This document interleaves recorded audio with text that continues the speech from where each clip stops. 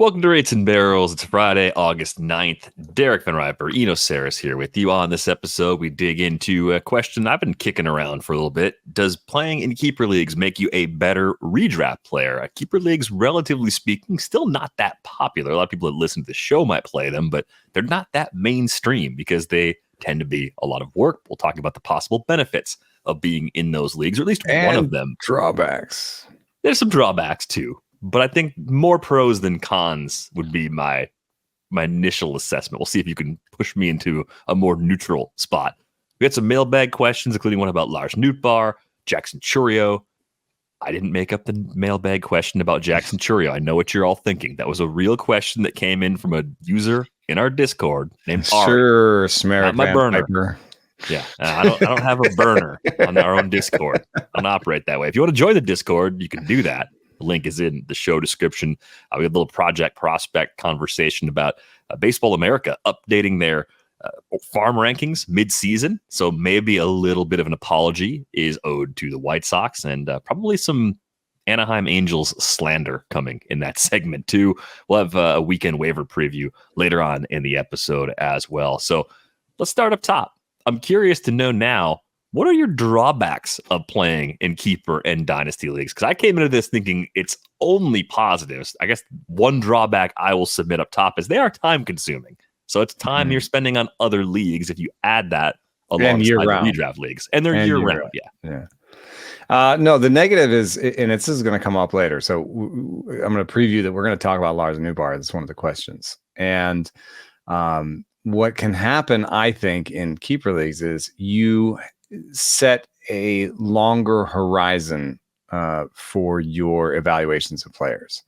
So you will be okay with longer sets of inability, longer poor production, because you see something that you think will right ship.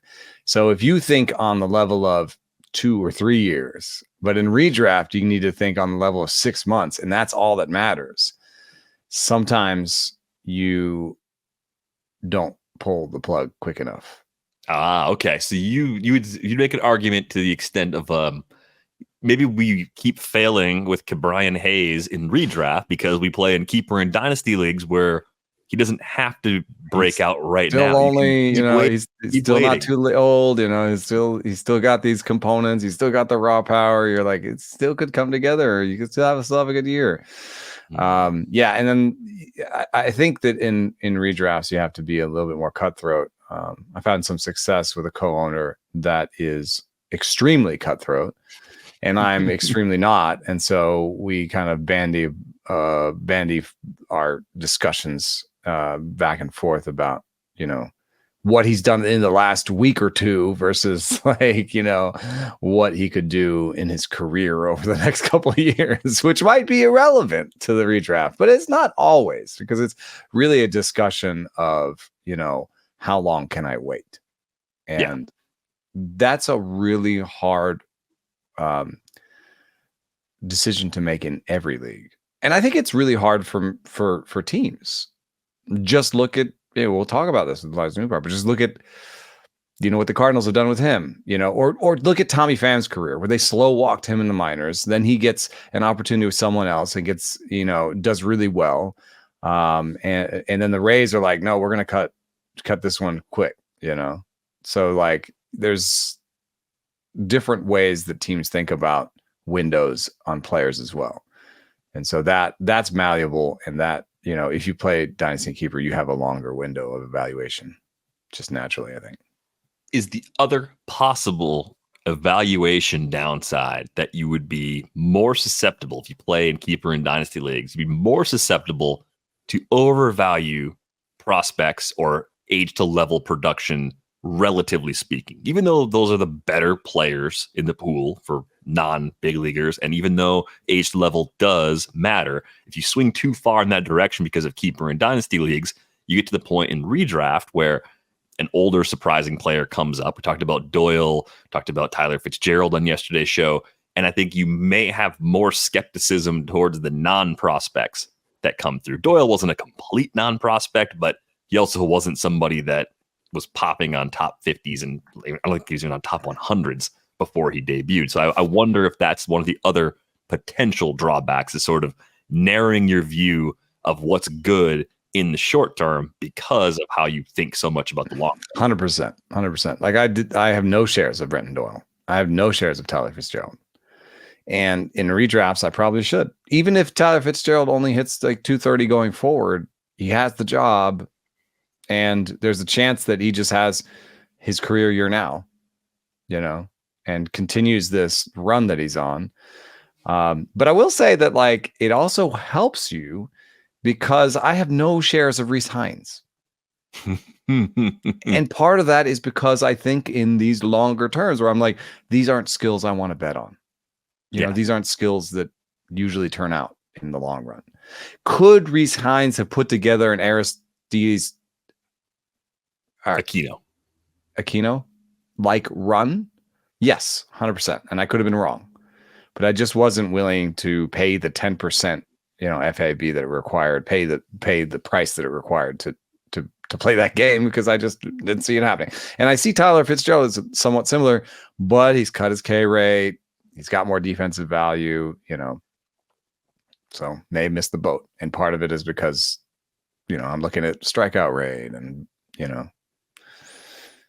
age to level and things like that, See, I think the positives, though, outweigh these negatives. Like, these negatives aren't as bad if you become aware of them and start to correct them. But I think those are the initial negatives I've had, like, from the first probably 10 or so years that I've played those long-term formats. I think having to make more decisions, which you have to do with deeper rosters, that's a good thing in the long run, because you're making a lot more comparisons to what do I have and what do I have available to me in the pool right now. And even if the timelines on those players are different than they are in redraft, you still have to make a call. You have to come up with a reason to cut a player loose, or to bundle a player in a trade, or to trade for a player. And I think that sharpens your analysis quite a bit. And I got to say, like, I, for a long time, didn't want to sign up for AutoNew, even though I loved the concept of it from the first time I heard about it, because I thought this will consume me. And I have so many leagues, I have 10 plus leagues most years. Finally took the plunge last year, built the team very poorly, as I've talked about on this show, because the draft overlapped the birth of my son. Not ideal for focus, but anyway, I'm rebuilding already. No big deal, fine. But I'm actually having a lot of fun rebuilding. And the way Niv designed AutoNew is much more engaging than a lot of other leagues. If you start to fall out of it in some keeper and dynasty leagues, and it's 20 teams, there's not always something out there that's interesting. You have to dig even deeper. AutoNew's 12 teams. And even with large rosters, you can find something most weeks to go get and possibly improve your roster. So I have found that format in particular to be one that has me digging into more corners of the player pool than I might be if I played in a 20 or 24 team dynasty league, which is also good and makes you better in a different way. So I would highly recommend AutoNew as like a good foray into keeper leagues, because it's going to open up the number of players you're looking at almost immediately. Yeah. So it'll make you prepared for anything that's coming down the wire, in your redraft. So you'll just be like, oh, I know that guy. That guy's been owned in my league for a while, and I've been looking at him, or I own him, And the other thing that's interesting is I think that a good measure of the quality of any game, if it's Settlers of Catan, or a desktop game, or a tabletop game, or a fantasy game, is, are there many different ways to win? And one thing I would say about AutoNew is there's many ways. I think there's many different ways to rebuild. There's at least two really sort of prominent ones I can think of, which is load up on prospects and try to get the top prospects at a cheap enough price that you suddenly have a bunch of top prospects come to fruition at the same time on cheap things, and you can add veterans to that. I took a slightly different approach. I mean, I do have Zach Veen, Josue de Paula, and Spencer Jones in my rebuild.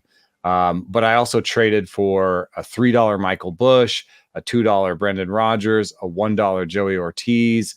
I got a $1 Lawrence Butler. I traded for a $5 Christian Walker. It's not guaranteed that I have, a bunch of studs, but I have covered at least in terms of depth, a bunch of different positions at a cheap price. So now I can go into the auction and I have a bunch of money and I can buy whatever I want and make the pieces fit behind it because I have multi-eligible $2 guys that I can switch around. And, so that's been my approach. But then there's definitely get the best prospects you can and, build around the ones that work out. I'm not cutthroat enough because I don't love the draft in auto new. And which can help me when I am competitive, stay competitive. I generally have like good runs with my teams that are, but I generally finish like third in my league a lot, and haven't gone all the way. So I'm considering if I need to be A, more cutthroat, and B, more prospect centric. Yeah, just one step away. I mean, I pushed it pretty hard with some of the prospects, and I made a point early to make a deal for Wyatt Langford. Jackson Chourio is a big part of my team now. He's up to like $8, which I'm sure he'll get plenty of dollars in the off-season arbitration process. But if you're bad, you don't get as many arbitration dollars, so that's kind of cool too. I won't catch as many of those, and then I've got a bunch of inexpensive, like $5 and under guys that are AA and AAA guys right now that should, in some combination, drop into my roster over the course of next year. So if I have a few good young big leaguers now, like Neto for $3, the 2 outfielders I mentioned with Langford and Chourio, Andy Pages for $1, Colt Keith for $3, Bush for $3. Yeah, I got that in the big league core. The next group coming up and some interesting pitching. I think I'm doing it right. I'll know real soon by this time next year. But even while you're rebuilding like that, you should spend your money in the draft because you can, even if it doesn't help you, it's like the teams in the big leagues that'll sign somebody on a 1-year deal. Sign Jack Flaherty on a 1-year deal, turn him into some prospects if he has to go to another different team. Exactly. Yep. And I think the trading does seem to be a bit easier, even though there's fewer teams, even though it's a 12-team league, because I think everybody plays in these auto new leagues with a better sense of, okay, I can actually trade a prospect. I don't have to clutch every single one quite as tight because there are chances to find guys that are outside the top 50 among prospects right now that could take a big leap in the next few months. Like I do think it's just balanced in a way where you actually get action on the trade front. And I think in deeper dynasty leagues I've played in, it is really hard. It's so unlikely that someone moves Wyatt Langford in a 20-team or 24-team dynasty league. It's almost impossible. We've become really stratified in our 20-team where, the top 5 or 10 prospects, nobody will touch, nobody will trade, nobody will, they'll hug. And every other prospect is useless and invaluable in trades. And not great. So it's become pretty difficult to trade. But I did make a trade. It'll come up later. You did. It does. I think all these things help you think about, how likely these things are to continue in the long run and what the bankable skills are and, what you want to look at to evaluate a player. So I do think it's generally a positive. All right, so we're leaning towards more good than bad, but you have to be aware of the ways that being in long-term leagues can start to creep into your evaluation. It can make you a little more clingy than you should be with certain player types. You mentioned this, but I have seen guys. I've seen people who work in the prospect side of fantasy, get into things like TGFBI or get into these and get a lot of first-year players in their draft, and I'm like, that's a little risky. Like, you really only should have 1 or 2 of those, and you can get too far into the weeds really for a redraft where you're like, no, like here's a funny thing about real baseball. That's a corollary is I tried to look at the correlation of age to winning percentage and like the correlation of team age to team winning percentage. And I found that there wasn't a strong correlation, and the teams that won the best were actually like 28 on average. The youngest teams didn't win that much. And that's because they're rebuilding teams. They have a lot of young players. They haven't supplemented, but that's also because they haven't supplemented, So the light bulb should go off a little bit when you hear that and be like, oh yeah, my ideal fantasy team should have a couple young guys on it. But the closer I can get to 27, 28 average, across my fantasy team is probably good too. Cause that means I have a lot of established guys and maybe I supplement with the right, couple of 32-year-olds that were cheaper than they needed to be. And you just have to get that balance right. And of course, it's not super easy because, you'll end up with Paul Goldschmidt and you just be like, why did I do this? Because he was cheaper and, nobody wanted him.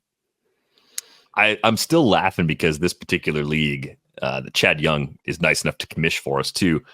Paul Goldschmidt was $1 in this year's auction because the room froze. The room simultaneously grabbed a sip of their beer, tried to buy an Alabama Shakes tour poster. You're like, this guy will go for 15. And I don't want to spend 15 on him. Yeah, literally, everybody except Sarah Sanchez made the nomination for $1 just to start it, and everybody else looked at it and goes, "Oh, somebody will bid 15," and did something else for 30 seconds, and then looked back and we're like, "What the heck?" For $1, and we all thought, "Oh, that's a huge bargain. Goldie's going to be amazing. That's going to be, maybe even a guy that gets arbitration dollars from people." In the off season, it's like, oh, that didn't actually work out at all. But still, for her, an amazing for idea. $1, why not? But it was just a hilarious random thing that I thought was going to make much more of an impact than it actually did over the course of this year. Speaking of making an impact, though, Ari in the Discord asked the question that I've been thinking about all the time: what is Jackson Chourio's ceiling? And if things keep going the way they have been over the last 2 months, what kind of ADP are we talking about for him in redraft in 2025? I think this question was actually answered by another person in our Discord, JT Hamlet 7. The suggestion here, let's see if you agree with this ceiling.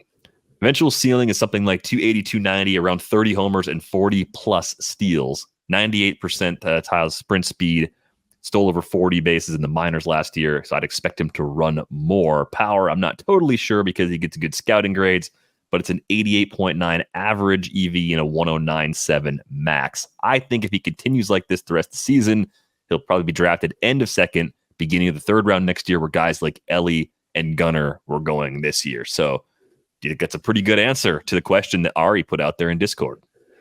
It's not bad. I don't want to be too fixated. I bring up max EV and I think it's important. And I have seen people do research and say max EV is not correlated to this stuff. But I think to really understand the power of max EV, you need to understand that it describes sort of upside over an arc of a career.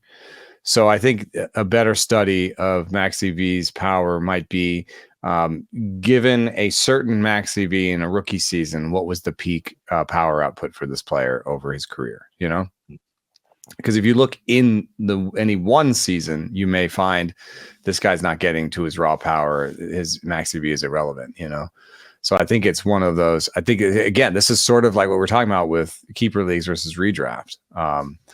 Could he add to his max EV? I haven't seen a max EV aging curve, but a 109.7 is not above average. In fact, Bryson Stott just hit a ball harder than that. And so I'm going to take the under on that power. And I do wonder about the speed getting that high. I know he has that sprint speed, but then you have to take into consideration the idea, his manager and his team and just how they're going to play. And I just don't know that the Brewers are going to be a go-go team in terms of just overall stolen bases. They are third. I think they are a go-go team. I think the Murphy Brewers, part of it's who they have, but I mean, look at Yelich at his age, still running as much as he does, right? You give him the big money, you take all of his injuries into consideration, you still give why him hasn't Chourio stolen all more those green lights?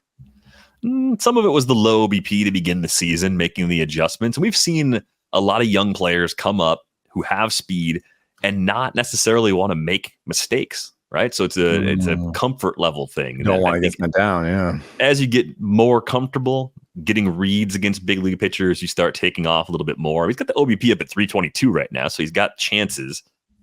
15 for 19 so far. The ground ball rate's a little bit high too, so for the power question. So I'm going to go with 280.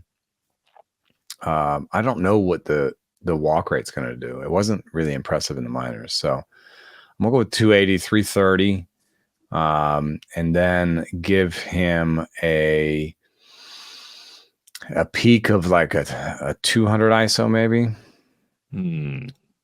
So 280, that'd be 280, 330, 480. That's pretty good.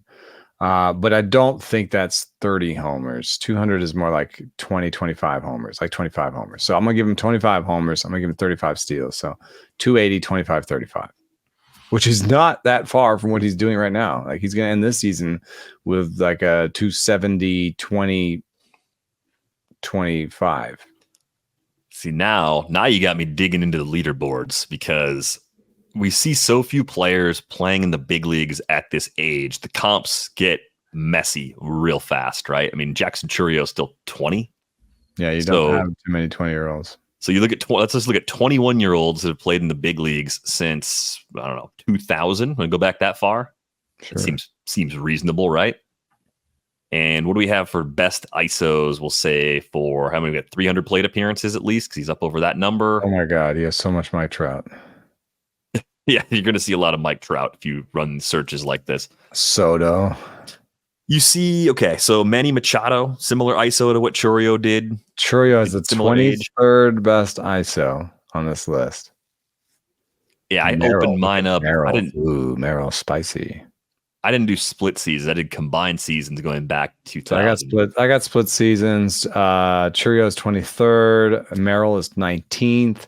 In their general range is Vladimir Guerrero Jr., Ezequiel Tovar last year, but also Nomar Mazara, Eric Hosmer, Carlos Correa, Jackson Merrill, Jason Hayward, Ryan Zimmerman. So, like, they're not in the no doubt portion. Like the no doubt portion above the sort of 160 to 80, 180 that I just did. So let's say you have higher than a 200 ISO and you're under 21 years old since 2000, you are like a Hall of Famer almost. Bryce Harper, Miguel Herrera, Julio Rodriguez, Justin Upton, who had a really good career, Mike Trout, Ronald Acuna Jr., Juan Soto, Giancarlo Stanton, Albert Pujols, Fernando Tatis Jr., Cody Bellinger, Juan Soto. So Soto and Trout did it twice. Anyway, that's a really good list. He's not quite there. Yeah, not quite there, but tons to like long term. I actually think the late second, early third, if he keeps on his current pace, which has been really bolstered over the last 2 months, I think that's a reasonable ADP expectation. Whether or not it's another, we're in or not at that spot. Like you were all in on Ellie. I think we were both maybe a little bit like lukewarm on Gunnar at the price. Even though, like, I have shares of Chourio this year. He was one of my guys that I thought he's worth taking a shot because after they sign that deal, he's going to play all year. Yeah. Yeah. I mean, I think in the 7th or 8th round of a 15-team league, if you're getting a top-end prospect, 1, 2, 3 on a typical year, like someone who's elite or supposed to become elite, that's a good gamble. I think when that price creeps into the 4th or 5th round, that's when you're passing on a little bit too much established value. You're giving up on a $20 hitter or oftentimes a $20 pitcher for a wider range of outcomes. That's kind of the sweet spot. So the cost is a huge, huge part of your redraft approach with players like this. And I did feel like the Chourio price didn't quite go to the moon during draft season. The other thing I want to mention really quickly is I have the qualified filter on, right? So there's more players in here with if you relax that, but I thought it'd be worth having the qualified filter on. Yeah, because we're looking for people who play. You know, we wanted them to play. So in the top 25 of players 21 and under since 2000, in the top 25 just by ISO, and all of these guys, except for the last one, and he's an exception in 2 ways. So I'm just going to say top 24, and I know that sounds like I'm playing around with numbers, but I'll tell you who the 25th guy is at the end. So in the top 24, everybody's above league average with WRC plus. I would venture everybody returned positive value fantasy wise on this season. So these are the guys you want to bet on. And I'm going to list to you the worst strikeout rates in the top 24, right? So remember, these are young players. Freddie Freeman, 22%. Ronald Acuna Jr. in 2019, 26%. Giancarlo Stanton, 2011, 27%. Tatis, 23.7%. Bellinger, 26.6%. Everybody else is below 21%. Okay? So there's 24 players. I also labeled some of the most amazing prospects of our time, and I didn't say a single one over 27%, I guess Stanton. So my point is, if you are going to bet on a young player in their rookie year, please take a look at their strikeout rate. I think that I don't want to say that strikeout rate is important for every player, but I do think that when you're landing in the big leagues, you want a Merrill and a Chourio. I know I said I like Ellie this year, and I'm profiting off of that. Maybe there's room for like a Giancarlo Stanton who plays shortstop. You know what I mean? Like maybe you can make some exceptions. But generally, if you're taking a bet, I think it's good to take a look at strikeout rate. 25th was Ezekiel Tovar, who had a 70 WRC plus in 2023 with a 27% strikeout rate. But he was also the lowest ISO. He's 25th ISO. So, you'll miss some Tovars, but you'll gain some Merrills and Chourios if you take a look at strikeout rate. Yeah, I'm just I'm thinking through some of the other names on this list a little bit, and the added power generally is something you want. Most of the guys that have more power than Chourio have turned out to have really good careers, and there's only a couple of guys on this list you look at and go, oh, if that's the outcome, that'd be disappointing. But the difference, I think, between this is from a power perspective. If you see Chourio and then you see Eric Hosmer a couple spots away, you're like, ugh, Eric Hosmer's here. Jackson Chourio is a great runner. That is going to add so much more value to his profile in the long run. I think the most pessimistic comp on this list is Hayward. Yeah, and even Hayward, I mean, like there's the hit years. by a pitch that like maybe changed everything for him. He got hit in the face with that pitch and just wasn't quite the same guy after and that. Even if you like, let's say you dial up the Hayward running a little bit, to make him Chourio. And let's say we're just going to, Hayward had 11, 9, 21 stolen bases, 2 stolen bases, 20 and 23 in his first 6 seasons. Let's give him Chourio stuff, right? So let's give him 25 stolen bases for those years, right? He also hit 18, 14, 27 homers, 14, 11, 13. Those that I think that's a bad outcome for Chourio. And that's fantasy value in all 6 years. Yeah. I think the hardest thing for us to do right now is to look at a player to see the max EV and say, okay, what does this become long term? And I wonder too, like with the quality of pitching being what it is, and we've always wondered, like, when are you really like a finished product from a raw power perspective? Kind of an unknown, I think, just given how young all these players are on this list. Even if you have someone who within the StatCast era on this list, you're only talking about 15 players who even have a max EV. Even if Chourio is near the bottom of that list, I don't know if that is that meaningful. I mean, Juan Soto's max EV when he broke in was 112.8. If we see Jackson Chourio come back stronger next year and hit a 112, like we're going to feel a lot better about his power potential than we do right now. And I don't think it's that far-fetched that he could still get bigger and stronger and make something like that happen. So yeah, but for now, you get a big base on what you see.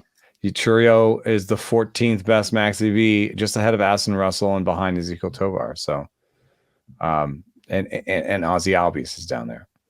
So it's the raw that we're still kind of waiting on for him. But man, there's a ton to like. 60 present, future 70 from Fangraphs on their last report. So good question, Ari. And one of those things where if you play mostly keeper leagues, you might be more willing to bet on Chourio in 2025, even at that very high price. For me, I'm going to absorb the last 2 months and really think more about it, I think, before I commit to this profile.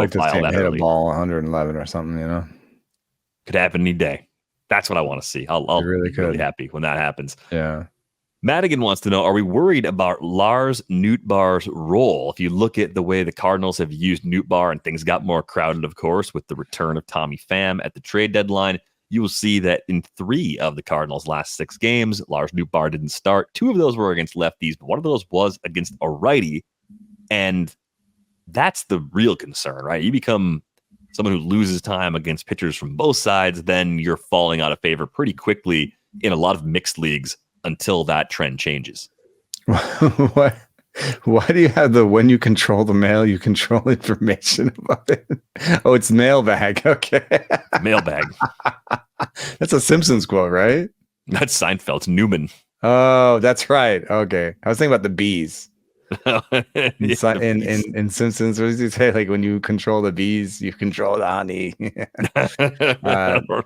Anyway, yes. So I've got a thing. So what I asked was, why would Nootbaar be sitting against these righties? And here's a righty he set against. So Jameson Taillon, this is his cutter usage versus lefties on the left, and you can see that he likes to throw cutters. It's like backdoor cutters, really. You know, he throws them away and low. He likes to throw them low and in and low and away to lefties. And Lars Nootbaar over here, unfortunately, the perspectives are flipped because they're pitcher and hitter. But you can see that Lars Nootbaar facing him likes pitches up and in. That's where his power is. I'm showing a power heat map. He's best up and in. And so I think this is just a matchup that doesn't work for Nootbaar in terms of Jameson Taillon's strengths and Lars Nootbaar's weaknesses. That's like just an explanation of why he might have sat against Taillon, but it doesn't help you. It does help you a little bit in sort of the discussion we have been having about redraft versus keeper. So in a redraft league, this is a major red flag. And if you really need to move on and you're in a 12 team or even in a 15 team where you just need playing time and you can't depend on him to be out there at least against every righty because maybe the righty can throw low in the zone, then you've got to be out. But, and I hinted on this earlier, I'm going to be in, arguing with my co-manager if I have a Nootbaar or trying to acquire him in my keeper leagues, because I still see a guy who's 26 years old, has plus raw power, has average-ish to above average-ish game power, has not pulled the ball as much as he did earlier, and has excellent plate skills and still runs. And I don't know if that chance that, he hasn't even gotten a full playing season yet. I don't know if that chance to get a full playing season is going to come on the Cardinals or somewhere else, but I do think that's still coming. And I love his combination of swinging strike, strikeout, walk, raw power, barrel. Those are all the things that we obviously care about here. And they're still all there for him. So if he's my new Brian Hayes, then I'm going to be in trouble. And I'm gonna draft some. I think it's gonna be really late next year. Lars Nootbaar is gonna be really cheap next year, and he's gonna be my 5th and 6th outfielder in draft and holds and and redrafts. And maybe that'll be a mistake, but it'll be because of my sort of keeper league mindset. I just put an offer out there for Nootbaar in one of my leagues, and I just traded George Springer for Brian Hayes in my 20-team dynasty. So I will keep making the same mistakes because I bet on these things, and usually betting on these things leads to success. And at this point, my argument for the Springer trade is just, he's so close to done. I think. I mean, it's just, even if he has been playing better recently, and even if he did play like that a little bit more next year, I think he'll just be injured too. So I mean, at 34 years old, you're really losing any trade value. Yeah, I think that is actually his trade value. Right. I think that's a pretty good exit, because even if Springer holds it together, has another good season or possibly two, more likely outcomes also feature injuries, kind of chopping up that production. And Nootbaar is falling into like health grade C or D territory right now too. It's been injuries that have really robbed him of opportunities. They've had crowding in the depth chart too. So an offseason trade might be a nice way to sort of, or family leaves town and they try again. They say, okay, to begin the season, Nootbaar's our starter out there, and we'll see. I mean, you look back, the last 2 seasons combined now, it's a little more than a full season with the plate appearances. It's 755 plate appearances, 21 homers, 16 steals, and 17 attempts with about a 240-ish average, almost a 9% barrel rate, not chasing. Good OBP. All those skills are still there. If the Cardinals sour on Lars Nootbaar, there will be a few teams interested in making him a regular part of their mix. And I know the Rays already maybe rescued Dylan Carlson from St. Louis, so maybe they'll come back around in the offseason and scoop up Lars Nootbaar as well. Thanks a lot for that question, Maddie. A little Felix update. I'm getting some texts from Jeff Zimmerman over at Fangraphs, and it looks like I told my son, one of his summer break thing is that he needs to read the glossary at Fangraphs and learn about advanced statistics. But when he gets there, he gets a little distracted sometimes and reads the articles. I think he's joined a Jeff Zimmerman chat. And he's now talking crap on his super shallow league in the Jeff Zimmerman chat. So thanks, Felix. Get back to work. Yeah, easy to get distracted at Fangraphs and fall into the rabbit holes. Happens to the kids. That's incredible. Got a question here from Andrew M. What has happened to David Bednar? I loved Bednar as a very safe closer entering the season, firmly in the circle of trust. I felt like the price on draft day was really good. And for my inclusion of Bednar in the circle of trust, I've been rewarded with a 5.77 ERA, a 131 whip. It just hasn't looked as good. 20 saves have been there. You've had the saves, but you've taken on some water in those ratio categories. Yeah, I mean, I think the basic answer for me is just that seasons are small samples for relievers. Mm-hmm. And this is, to me, really smacks of the Edwin Diaz bad year, where some slight injury problems combined with some surprisingly poor command. I can point you that, he's lost a little bit of ride on the fastball as he's throwing it harder, that his curveball doesn't have quite the same movement, but I think these are sort of small things. He still has like a 128 stuff plus over the last 14 days. So he hasn't lost his stuff at all. It's been command. And I would point out that, I talked to him once before about losing the curveball. So I think he just, sometimes he loses the command. He loses the mechanics a little bit.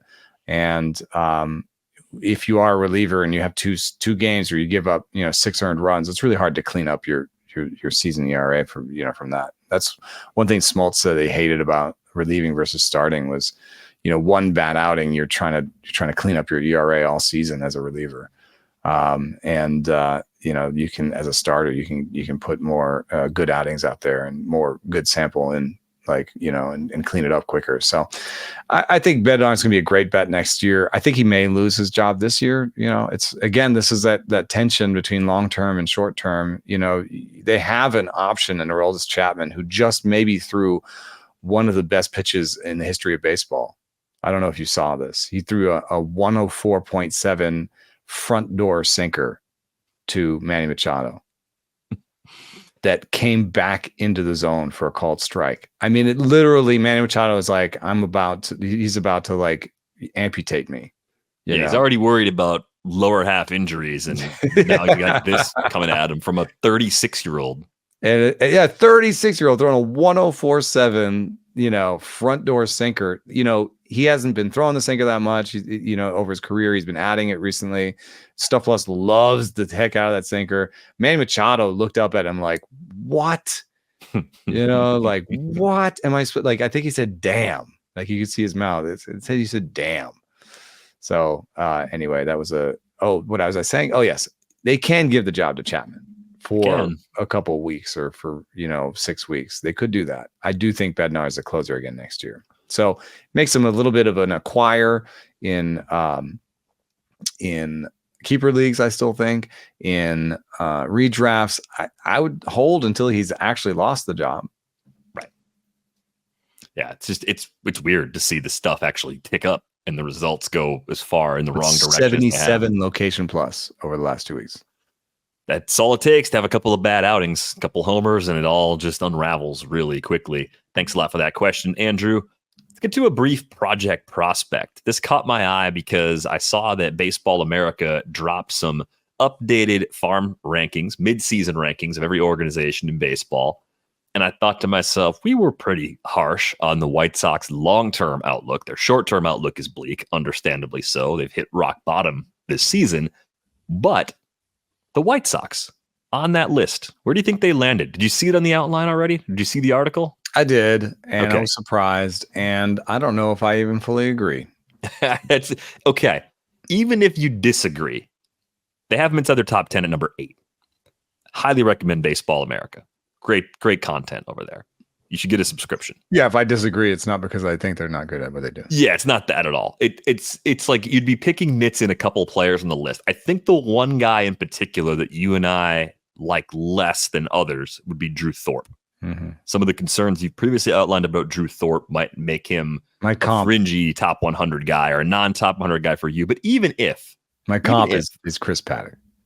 Okay, fine. So let's say Thorpe is someone that the industry as a whole is higher on and wrong about. Okay, they did as a whole traded them 3 times. So that's true. I think they have 4 other guys inside BA's top 100 and 3 other guys inside the 50.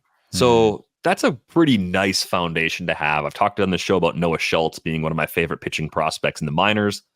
Colson Montgomery is having a little bit of a down year, still has a big league future. I think that's pretty clear. That's actually the place I wanted to push back a little bit in the positive way against myself. As the king of waffles, I'm allowed to do this.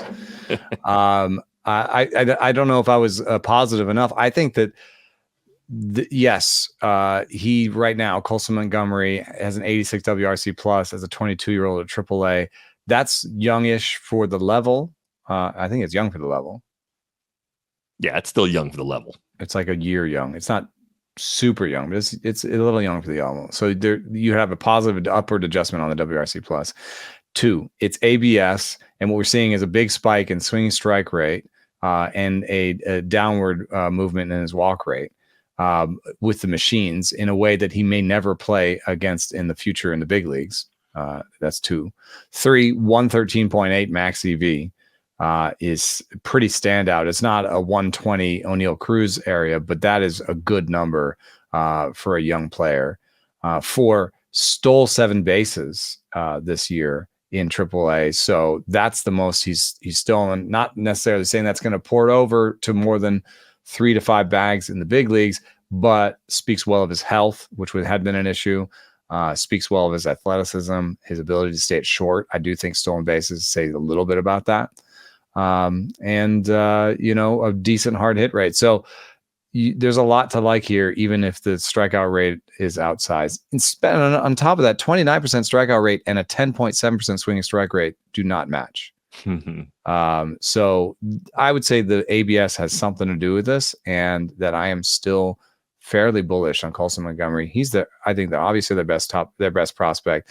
And if they do have a cornerstone shortstop coming up, that does change some of their outcome, because I think Carrero is pretty good too. I don't know if he's a great guy to bet on for fantasy, because, catchers are catchers. And they sometimes take a while, and offensively they don't always work out. But, for the White Sox, they might have some good stuff going on up the middle. Yeah, the trade that they got Edgar Caro from was the Lucas Giolito trade with the Angels. The Angels started Lucas Giolito 6 times and then put him on waivers, and he went to Cleveland. So to get a possible long-term starting catcher, and then they got Kai Bush, who actually has debuted this year. The stuff model doesn't like him, but maybe an up and down guy or reliever in the long run, at least a possible fill-in starter for now. Looks great. I mean, the strikeout rate under 20%, really nice walk rate, really nice ISOs, no problem with ground ball rate. I guess there's some question. The batted ball numbers aren't amazing, but there's also some question about his defense. But I think they'll probably just install him as catcher pretty soon. Probably most of next year, he's going to be their catcher. And I think Montgomery comes up even with the AAA struggles, because that still looks like a really good profile to bet on. So if you start putting some of those guys on the roster already early, Getz could be feeling it. He might just be like, hey, no, you guys were talking crap on us all last year. Here's our new starting shortstop. He's 23. Here's our new catcher. He's 24. This future starts today. Maybe we win a rookie of the year with one of these guys. And I think the critiques of Getz as farm director, if you look back, Baseball America had them as the worst system in 2022 to start the year, the 28th ranked system to begin last year, and they were 18th to begin this year. So moving up for sure, but they hit rock bottom just a couple of years ago. So that's where I think a lot of is Chris Getz a good farm director? Like, there might be fair questions to ask there. But maybe that future is not as bad as we think with the White Sox, even though the present has been absolutely brutal. The other kind of takeaway I had was the Angels being dead last on this list. And it makes sense because they've moved prospects quick, but they've also missed on a bunch of guys too. So like you can give them all the flowers for Zach Neto and being right about that pick and even being right about how fast they brought him to the big leagues. And maybe we could even say the jury is still out on what Nolan Schanuel is going to be long-term, just because he got to the big leagues much faster than expected. He is getting to a little bit more game power this year. It's still a 380 slug with a 4.1% barrel rate. So yeah, it's not great, but it's at least some sort of progress from a guy that I think we were pretty skeptical of. It's a 107 WRC plus because the OBP is pretty good. So yeah, they rushed their guys. They're doing it again with Christian Moore, who might be promoted again in the next couple of days. We talked about that earlier in the week. What? They're just going to keep moving him, dude. Wow. I haven't seen the second promotion yet, but I'm waiting. Oh, you're just joking. He's already got 3 homers in 4 games at Double-A. How long are they going to let him sit on that? But they are the team that's dead last, and then they had the all-pitcher draft. The Angels might have the worst 3-year outlook in baseball. It's possible that you could probably argue them off of that by looking at O'Hoppe and Neto. Well, I mean, you have something up the middle that's good. Caden just Dana, enough. I think Caden Dana is like an interesting starting pitcher that's close. They only have 150 future value, and that's not even outstanding. You know, the numbers go above 50. You know, it's not 50 is like they have one good prospect according to Fangraphs in Nelson Rada, who's 18 and has a 79 WRC plus at Double-A. Of course, you adjust that because he's so young. Double-A. But he's already at Double-A. An 18-year-old at Double-A. But he's not hitting for power, and so that's something he needs to show something of before he gets to the big league. So he's not. You know, even if they have been aggressive with him, he's not going to be in the big leagues necessarily in the next couple of years. So you're putting a lot on Neto and O'Hoppe when there's nothing really else. You know, they're going to end up trading Taylor Ward sometime soon, I would guess, because doesn't fit their timeline. They're going to let Brand Drury grow. I don't think Moniak and Adele are regulars. I don't know how long they're going to play along with this Rendon situation. So really they have 2 players, and, Joyce is a good closer. He's just a closer. And we talked about how he may not have the strikeout rates. They don't really have anybody in the starting rotation right now that I'm excited about for the future, except for maybe Detmers, who only has like 2 years of control left anymore. He's still stuck at AAA. And he's not even doing amazing down there. So what are we doing here?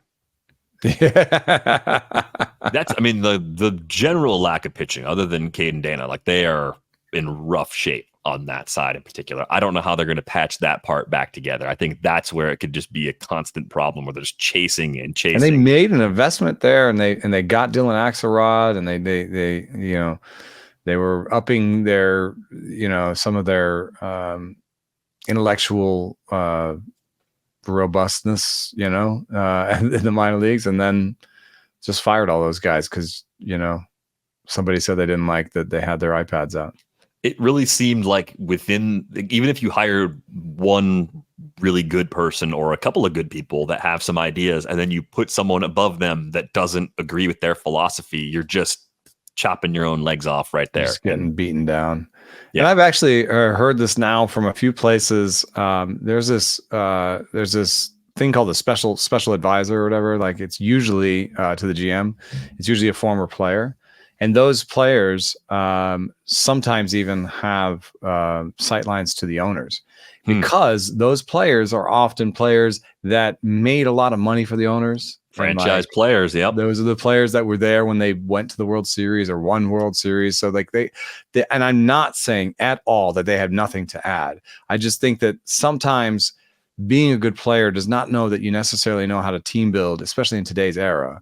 And you can undermine a lot of an organization's forward progress just with a few comments about why those guys have their iPads out. Why are these nerds doing this? What's going on with this? And so I think those have to be treated sort of carefully. And this is not the only organization where that's true. I think we're seeing it happen in Houston a little bit. And, I heard another organization where, that sort of stuff is going on. So it's not just Artie Moreno. It's Artie Moreno and some of his advisors, and it's not going well. Yeah, who's in the room? It's always the question you have to ask. Who actually has the ear of the owner? In most cases, that goes a very, very long way. Let's get to our weekend waiver preview. Oh, and this is beautiful. It's a bunch of names that we've been excited about in keeper leagues and redraft leagues, and it fits right into the rundown, where it all intersects. Sometimes there's a plan. I don't want to admit it, but sometimes there is. Let's start with Joey Bart today, because if I wasn't playing Auto-New, I don't know if I wasn't playing keeper leagues. I got him in my other keeper league too. I don't know if I'd be as aware of how well Joey Bart has been playing for the Pirates. He's now 4th in WRC plus among catchers since the All-Star break. 50 plus plate appearances. 20 guys on that list have played that much. So he's playing well. He's getting to his power. He's hitting the ball on the ground a little bit too much, but I'm starting to wonder if Joey Bart is showing the kinds of skills that could make him a primary catcher for full seasons. And maybe because of his power, despite the ground ball rate, he might actually have a future where he is a single catcher league relevant player, which is not something I thought I'd say about Joey Bart if we flip the calendar back to this time last year.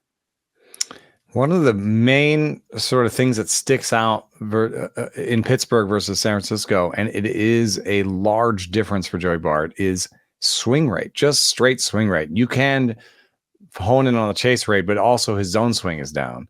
And if you just look at, 2023 with the Giants, 48% swing rate, 31% chase rate. 2024 with the Pirates, 41% swing rate, 25% chase rate. I think this is why his strikeout rate is down. His walk rate is up, and it may be why he's getting to his game power more than he ever has before. So I think they, just pounded in some sort of selectivity that the Giants weren't able to kind of get out of him. And what we did know from before, at least from 2022 on, is that the raw power was there. He had pretty good max EVs. And now he's just adding the best barrel rate of his career and possibly the best approach at the plate. So I don't think that Bart is much more than a 240 hitter. But I am a little bit more excited about his power right now. I think I believe this barrel rate. I believe this level of power. And I think if you let Joey Bart play a full season at catcher, he's going to hit 240 with like 25 homers. That plays. That more than plays. That puts him right into that range that I was thinking about, that single catcher league range. And I just looked right now in the RotoWire Online Championship, 12-team leagues with 2 catchers. He's available in 82% of leagues. I think that's probably going to change this weekend based on the power output he's showing and that uptick in playing time we've seen since the break. What do we make of Victor Robles? Like at this point, I have analyzed Victor Robles to death, here he is, 94% rostered now in the Online Championship, but only 31% rostered in CBS leagues. I trust the speed. I've always liked the defense. But we're seeing these little flashes. It's too small a sample to circle that barrel rate, I think.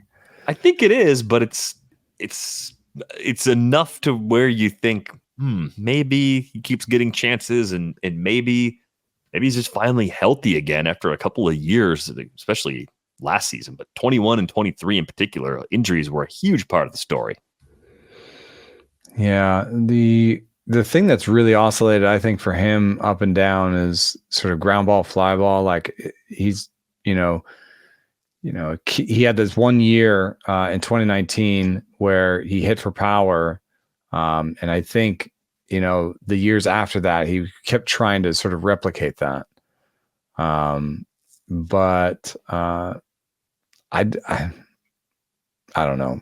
I really don't know. What was the question I asked you in my draft and hold?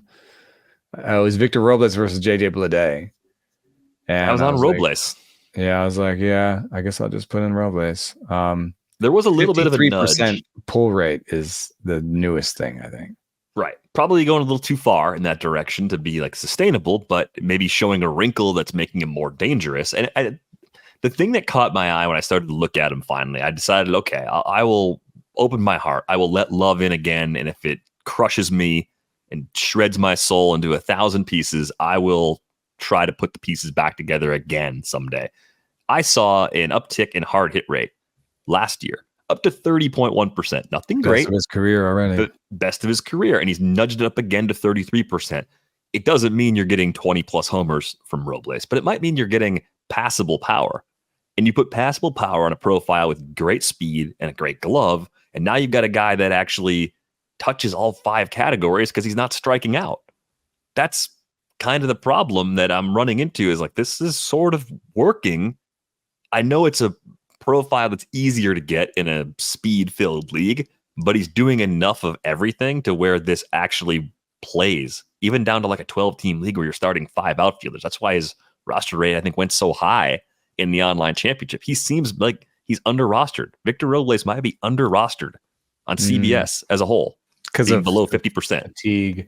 I would say that in terms of long-term, like fantasy keeper type value, since we've been talking about this, it's taken him so long to get to this point that his defense has actually started to maybe flag. You know, we're seeing the worst defensive numbers of his career in the last 2 years. It's not across the board. DRS doesn't always line up with OAA and UZR, but it is possible that, you know, if he had done this 4 years ago, he would have had a totally different career. So, yeah, I don't think he has much keeper asset value. And if somebody wants some cheap speed for the rest of this year, I don't think you need to hold on to him for what he might do for you next year.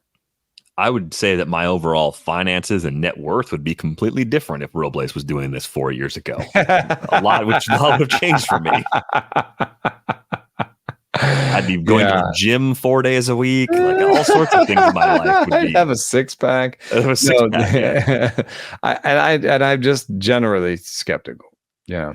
Fair. I just have to throw that out there. Fair. I just couldn't keep ignoring it, because it's getting to the point where it's like, okay, like we got to talk about this. Now you have 2 other outfielders I put on. He's also like the first person who ever went to Seattle and started striking out less. Well, it's just, dude's a fun house. Like, he's just a walking fun house. That's the only way I can explain it. 2 other outfielders on the rundown. Parker Meadows, available in about 35% of online championship leagues, 82% of CBS leagues. I got burned by our buddy JH last night in my Thursday night Fab League. He beat me by $1. That's possible keeper too in that case for Parker Meadows. So I'm a little ticked off about that, but good AAA numbers during his demotion. I think the Tigers just let him play it out for these final 2 months. They need to see, is Parker Meadows going to be part of their next good team as a regular? Is he going to be a 4th outfielder? Like, how does he fit into their plan? Do you think things could be different for him this time around? And if you're looking at Meadows versus Robles, and maybe even against Pete Crow Armstrong, how do you stack those 3 guys up in terms of short-term value and then your best bet for long-term value? One thing I like about Pete Crow Armstrong and Parker Meadows is that the defense, there's no disagreement about the defense. Everyone says, every stat says, every scout says those 2 have excellent defense and can play center field. Yeah, they could win Gold Gloves. Like, they're that good. And, you know, they are on teams that could just install them for the defense, put them in the 9 hole, especially if the Tigers' rest of their bats improve. You know, it could be a solution. There is pressure, though, on both these teams to start hitting as a lineup. And so you've seen even like Vierling, you know, play center field and stuff. So, you know, in Detroit. So that's the pressure is on the bat. I think I would rather have both those guys. I would probably like to have Pete Crow Armstrong at the top because I think his upside is the best. Parker Meadows is 24. Pete Crow Armstrong is 22. And so even though Pete Crow Armstrong has some very definitive holes in that he is best low in the zone and pitchers are throwing the ball high in the zone, and he's just trying to figure that out. That is something that people have figured out in the past. That is a very common problem. And even someone like JJ Bleday is figuring that out this year. So I would take Pete Crow Armstrong first in keeper leagues because of the upside. And maybe in this year's leagues because of the excellent speed. And I think Meadows is kind of just second in terms of upside. He's older at 24. And his big question, I think, is the natural true talent contact. If he strikes out more like 20% the rest of the way, 22% the rest of the way, I will feel better about him going forward.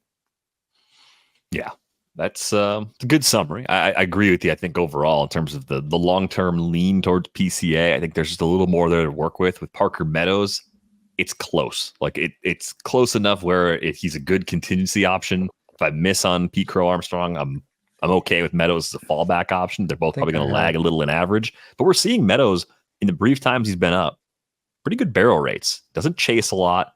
Has a pretty good idea. Is pretty good. Yeah, there's stuff there to grow on. I just think it's more like it's the best of the three, right? It should be. Yeah. If you're looking for the more balanced player, I think Meadows is the most balanced player of the three. And the Pete Crow Armstrong thing, he's 22 for 22 right now as a base stealer. And he's played all but one game since July 10th. Like, he is the center fielder. He's been installed there because of that defense. You're getting a lot of playing time, even though he's tucked away at the bottom of the lineup. A couple pitchers that are interesting. Tyler Mahle is available in pretty much every NFBC league because he was coming back from a long-term injury. He wasn't being drafted, so he wasn't eligible to be picked up until he pitched. He came back. He's still available in 69% of CBS leagues as well. I think Mahle ends up being kind of like the Jeffrey Springs of this week, maybe even a tick better, because I think Mahle's stuff might just be a little bit better than Springs at this point. Yeah, Springs is struggling to pass 90. Stuff Plus says that Mahle isn't all the way back, but one thing that's nice is he's always located the ball really well, and that came through even in his first start. And given the fact that his velo was decent in his first start back, 92.3 after 92.6 last year, I'm willing to put sort of a $50 to $100 bid down, maybe out of 1,000 on him, on Mahle. But I do want to see a little bit more velo going forward. And if he stays at this stuff level and this velo level the rest of the year, he's not necessarily going to be like a top 30, top 40 pitcher for me in rankings to begin next season.